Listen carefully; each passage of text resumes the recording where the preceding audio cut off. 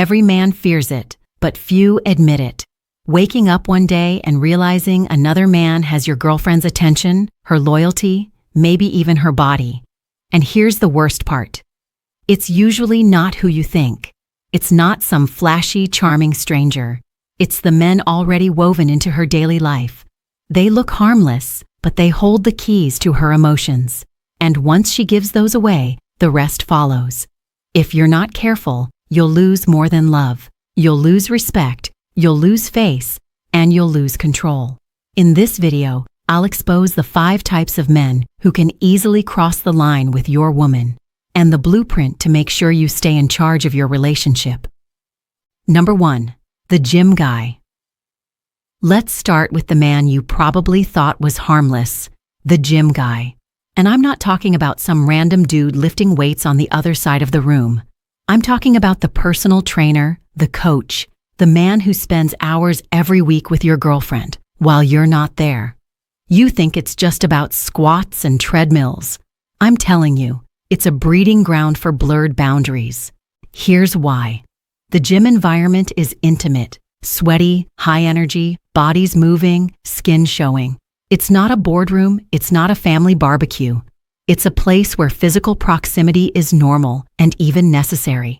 A trainer adjusts her form, places his hand on her shoulder, her waist, her legs, all under the excuse of fitness.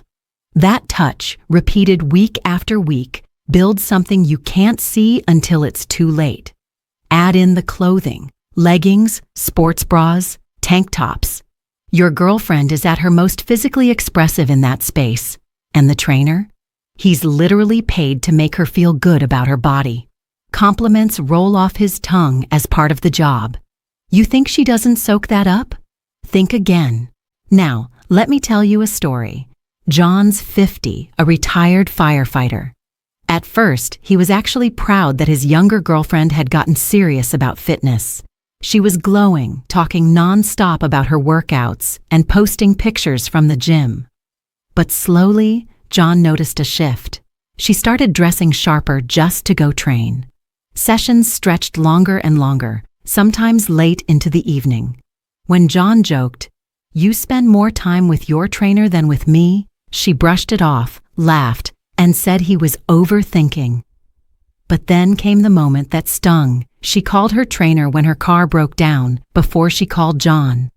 That's when he realized the boundary wasn't just blurred, it was gone. Here's the cold truth. Blind trust in that environment is like leaving your house door wide open in the middle of the night. Most guys think they're being secure by not worrying. What they're really being is careless. Women are emotional creatures, and when you combine physical touch, admiration, and consistency, bonds form, sometimes faster than you can imagine. And once that emotional spark catches, it's not about push-ups anymore. It's about loyalty shifting away from you. Now, I'm not telling you to go all paranoid drill sergeant. That will backfire. If you try to control every move she makes, you'll look insecure and suffocating. But you do need a strategy. Here's what actually works. First, if fitness is important to her, get involved. Go to the gym together. Or even better, create your own workout space at home. Show her that physical energy can exist inside your relationship, not outside of it. Second, pay attention to the little shifts. How much time is she spending there? Does her schedule suddenly revolve around gym hours? Is she dressing differently, more styled up, not just sweaty casual? Does her post-workout energy seem directed toward you or away from you? These are signals. If you ignore them, you're playing yourself. Third, talk to her directly, but not with accusation. Say what you observe, ask questions. Listen carefully. The goal is not to control her. It's to set boundaries and remind her that intimacy, both physical and emotional, belongs in your relationship, not with a hired trainer. The gym guy is dangerous, not because he's some superhuman alpha, but because his role gives him access. Access to her body, her mind, her emotions. If you pretend that doesn't matter, you've already lost the battle. Protecting your relationship starts with awareness. Don't leave that door wide open. Number 2, the bartender or DJ. If the gym guy is the slow burn, the bartender or the DJ is the lightning strike. These men thrive in environments where inhibitions are already lowered. Clubs, bars, nightlife. They're not just about music or drinks. They're about energy, attention, and atmosphere. And the men who work there? They've mastered the art of making women feel seen, alive, and desired in the moment. Think about it. A bartender isn't just pouring drinks. He's a performer. He remembers her favorite cocktail. He gives her that extra smile across the bar. He listens when she leans in over the music. And the DJ? He's the guy commanding the entire room. His presence is magnetic. His hands literally control the beat that makes everyone move. Combine alcohol, flashing lights, and social excitement, and you've got a recipe for instant chemistry. Not real intimacy, just the kind of adrenaline-driven attraction that makes women feel like they're in a movie scene. And here's the catch. That temporary high often fills the emotional gaps she's secretly feeling with you. Here's what it looks like in real life. Robert learned this the hard way. He's 55, a warehouse manager. His younger girlfriend loved going out with her friends, and at first, he didn't think much of it. She'd come home excited, laughing about the music, the lights, the atmosphere. Then a name kept slipping into the conversation: the DJ. At first, it sounded innocent, just part of the nightlife. But soon, Robert noticed she'd linger after shows, waiting around while her friends were ready to leave. She started getting home later with vague excuses about helping clean up or just talking with people. When Robert teased her about it, she rolled her eyes and told him he was being paranoid. The turning point came one night when he glanced at her phone and saw late-night messages from the DJ, short, playful, with just enough intimacy to make his stomach drop. That's when Robert realized this wasn't just about music anymore. Here's the brutal truth. When nightlife becomes a staple of her life and you're not part of it, you're not just missing out, you're being replaced. These men, bartenders, DJs, they represent freedom, fun, rebellion. They embody the opposite of the stable, dependable guy you've worked decades to become. And guess what? That contrast can feel intoxicating to a younger woman, especially when she's craving an outlet. Now, before you panic, let's get clear. The answer isn't chaining her to the couch and banning her from bars. That only makes you look insecure and controlling. What you need is strategy. Step 1. Know the environments she's entering. If she's out every weekend in the nightlife scene, you can't afford to be clueless. Ask questions. Be curious, not suspicious. Step 2. Talk boundaries. That means being upfront about what respect looks like in your relationship. Is staying until sunrise at the DJ booth really okay? Is messaging back and forth with a bartender part of just having fun? Probably not. Spell it out, because if you don't, the lines will blur on their own. Step 3. Build alternatives. Create fun that doesn't require a bar. Plan adventures, laughter, shared experiences that outshine the shallow thrill of nightlife. If she sees excitement with you, she won't need to seek it somewhere else. The bartender or DJ isn't dangerous because he's better than you. He's dangerous because he thrives in the one arena where you're absent. If you stay absent too long, don't be surprised when her attention follows the beat of someone else's music. Number 3. The wealthy businessman or corporate executive.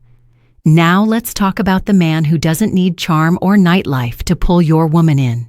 He uses something even more powerful: status, money, and authority. The wealthy businessman, the corporate executive, the CEO who walks into the room and makes everyone else feel 2 inches shorter. For a younger woman, being close to that energy can feel like stepping into another world. And if you're not careful, she can get lost in it. Here's the psychology. Power is intoxicating. It's not just about the paycheck. It's about influence, presence, and the way other people treat him. A man who signs checks, commands rooms, or owns companies has an automatic aura. He doesn't need to flirt directly. The mere fact that he can provide access to experiences, connections, or even small luxuries creates attraction. Women are naturally drawn to security and opportunity. When she's exposed to his world, Private dinners, networking events, just business trips. That attraction doesn't feel like cheating. It feels like upgrading. Take David, for example. He's 52 and he runs a small auto repair shop. His younger girlfriend worked as an assistant for a wealthy CEO. At first, David didn't worry. She often talked about the job being demanding, the long hours, the pressure. But then he started noticing little things. She began showing up with expensive gifts, and when David asked, she'd casually say, "Oh, it's just a token from work." She started dressing more sharply, almost like she was preparing for a photo shoot instead of the office. David tried to brush it off, telling himself it was just part of corporate culture. But what gnawed at him was how she spoke about her boss, always with a kind of admiration, almost defending him when David joked about rich guys buying attention. She laughed it off, but her tone carried something else. The final straw came when she missed their anniversary dinner because she was at a late work event. That's when David knew the line between professional respect and personal entanglement wasn't just blurred, it was crossing fast. Here's the reality you need to face. When attention, gifts, and time from another man cross the boundary of just business, your relationship is already on shaky ground. The wealthy businessman doesn't have to compete with you head-on. He simply provides a contrast. While you're steady, he's extravagant. While you're grounded, he's aspirational. And women, especially younger women, can get caught in that comparison game without even realizing it. So what's the strategy? First, transparency. If she's receiving gifts or invitations that feel beyond professional, you need to talk about it. Not with accusations, but with clarity. "Help me understand why your boss is buying you a personal gift. That doesn't sound like work to me." Second, watch her behavior. Is she suddenly dressing sharper, speaking with more polish, or spending extra energy on work events that seem suspiciously social? Those aren't just career shifts. They're signs of shifting loyalty. Third, set boundaries around what's acceptable in a professional relationship. Private dinners? Probably not. Weekend trips with a boss? Absolutely not. It's not about being controlling. It's about protecting the relationship from blurred lines. And finally, never forget this truth. You can't outspend or outstatus a corporate executive. Don't even try. Competing in his arena is a losing game. But what you can do is reinforce what money can't buy: loyalty, depth, authenticity. Be the man who grounds her, who keeps her tethered to reality when the shiny lights of power try to sweep her away. A CEO can buy her gifts. You can be the man she actually trusts with her soul. That's a currency no amount of wealth can counterfeit. Number 4, the male bestie, emotional supporter. If the gym guy touches her body and the CEO dazzles her with status, then the male best friend is the one who invades the most dangerous territory, her emotions. This is the man who knows her secrets, hears her frustrations, and becomes the shoulder she leans on when things with you feel heavy. And make no mistake, emotional intimacy is often the first step toward physical betrayal. By the time you notice it, the groundwork has already been laid. Here's the psychology. Women crave emotional connection more than anything else. It's not always about looks, muscles, or bank accounts. It's about who listens, who understands, who makes her feel safe sharing the unfiltered truth. And when she invests that energy into another man, whether he's labeled as just a friend or like a brother, she's slowly moving her loyalty away from you. Emotional loyalty is the backbone of a relationship. Once that transfers, the body usually follows. For Mark, it was a brutal lesson. He's 45, an IT technician. His girlfriend always had a male best friend, someone she swore was like a brother. At first, Mark tolerated it. After all, the guy had been around before he even came into the picture. They'd grab coffee, text often, and she'd laugh at his jokes in a way that made Mark uneasy. But every time he raised it, she shot back, "Don't be insecure, he's just a friend." Things shifted after one of their arguments. Instead of cooling off with Mark, She disappeared for the night and later admitted she'd stayed at her bestie's place because he listens without judging. That cut deep. Mark tried to brush it aside, but he couldn't shake the feeling that she was leaning on another man for the kind of emotional support he thought was reserved for him. The problem wasn't just one night. It was the creeping realization that piece by piece, her emotional energy was being invested somewhere else. Here's the ugly truth. Emotional cheating often feels innocent to women. They tell themselves, "I'm just venting. He understands me."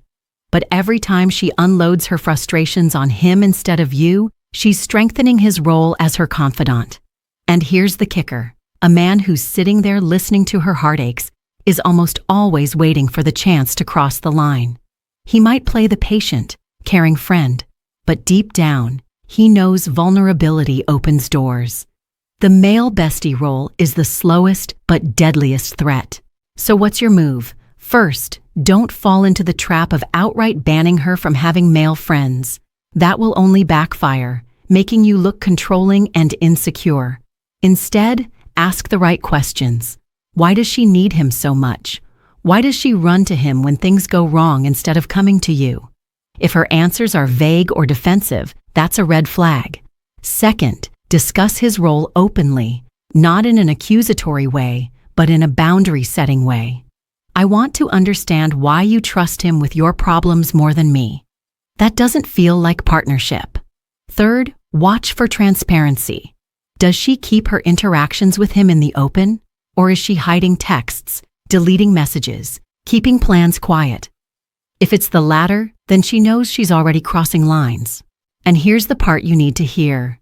You can't compete with the male bestie by out-talking him. Your job isn't to become her therapist. It's to re-establish your place as her emotional anchor. That means creating an environment where she feels safe bringing her raw self to you, not outsourcing that intimacy to someone else. A woman who leans on another man for emotional safety is already halfway out the door. If you ignore it, don't be surprised when one night just talking turns into something irreversible. The male bestie is not harmless. He's not just a friend. He's the emotional parasite that thrives when you're not paying attention. And if you don't cut that reliance off at the root, you're going to wake up one day realizing you weren't just competing with another man. You were competing with her own need to be understood. And that's a battle you never want to lose. Number 5, the male therapist or counselor. Now we arrive at the man society tells you to trust, the one with the framed degree, the professional tone, the office with soft lighting and tissues on the table. The male therapist or counselor. On the surface, he's there to help. But beneath that professional role lies the most overlooked risk in your relationship. Because if your woman is pouring her rawest emotions, her secrets, her deepest pains into another man week after week, you may already be losing her and not even realize it. Here's why. Therapy is designed to create intimacy, confidential conversations, safe space, no judgment. That environment is powerful, especially for women who crave emotional release. And let's be brutally honest. How many men are trained to listen with the same patience, presence, and validation as a therapist? Not many. So what happens? She feels more understood in that room than she does at home. She starts comparing. Why can't my boyfriend listen like this? Why doesn't he get me the way my therapist does? And before you know it, the man she's supposed to be working through her issues with becomes the man she secretly leans on emotionally. Then there's Michael. He didn't see it coming. He's 47, a construction engineer. His girlfriend had been seeing a male therapist to work through some personal struggles. At first, Michael supported it. He even encouraged her, thinking it would help her feel more balanced and happier in the relationship. But slowly, something shifted. She started quoting her therapist in everyday conversations, repeating his advice as if it carried more weight than Michael's words ever could. Then came the subtle comparisons. He really understands how I think. Or, he just gets me in a way most people don't. Michael brushed it off at first, but it ate at him. When she had a rough day, she'd rush to book a session with her therapist instead of opening up to him. One evening, she admitted she felt closer to her therapist than to anyone else. That was the moment Michael realized the line between professional help and personal intimacy wasn't just being tested, it was breaking.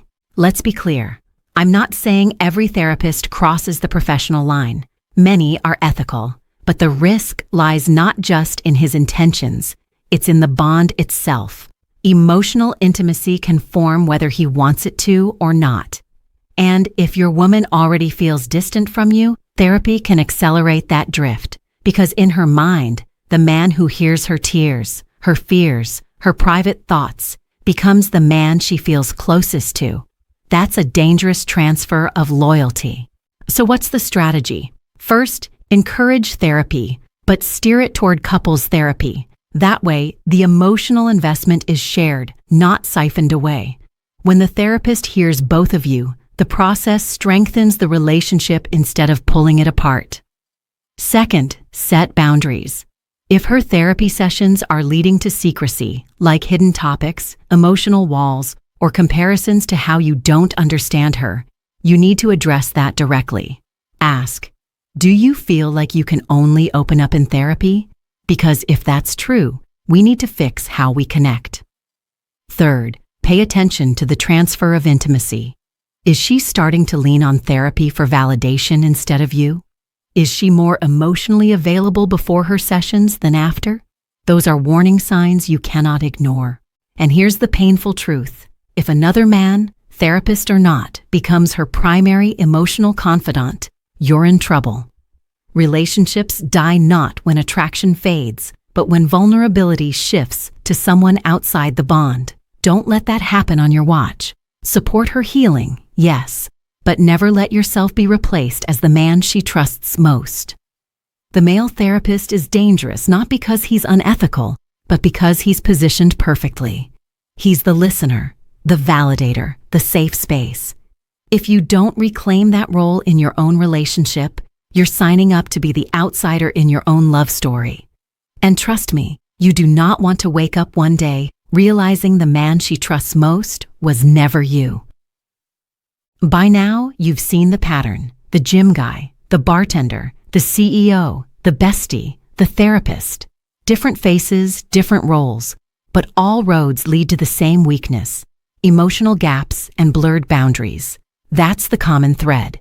Your woman doesn't drift because these men are better looking, richer, or smarter than you. She drifts because someone else slipped into the emotional space you stopped occupying. And here's the cruel irony. If you try to control her out of fear, you actually push her closer to them. Blind control backfires, always. So what's the real strategy? It's not surveillance. It's not jealousy. It's not playing detective on her phone. The smartest move is building emotional defense, not by caging her, but by becoming the man who's hardest to replace. That means strengthening your own presence, sharpening your awareness, and creating a bond she doesn't want to escape from in the first place. Let me tell you about George, 54, an insurance worker. His younger girlfriend had gotten close to a male coworker. Lots of lunches, inside jokes, late-night texts about projects. George felt the sting of jealousy, but instead of exploding or trying to ban the coworker, he made a different move.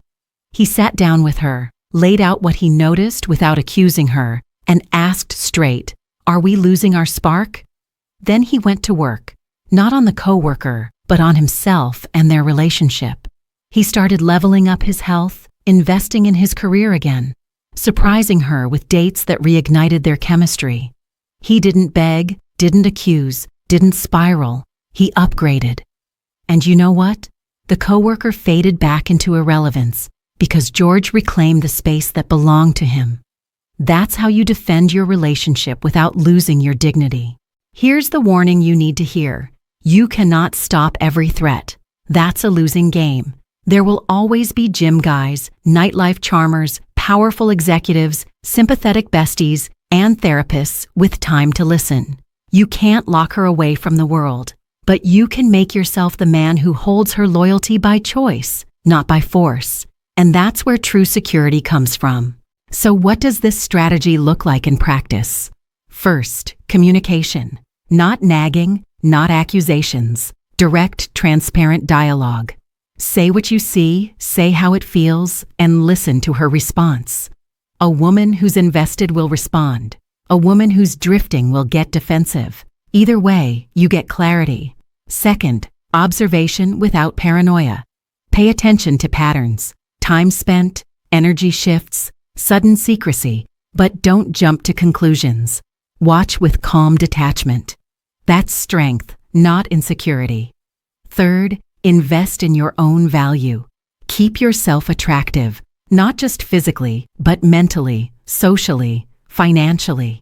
When you grow, she feels the pull of your gravity. No other man can compete with the kind of presence that keeps evolving. And fourth, set boundaries. Not walls, not cages, boundaries. Make it clear what respect looks like in your relationship. If she crosses those lines, it's not about controlling her.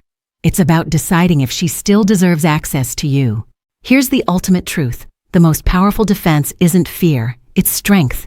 You can't be everywhere, watching everyone, but you can be the man who's so centered, so valuable, so irreplaceable, that the thought of losing you becomes the real risk she won't take.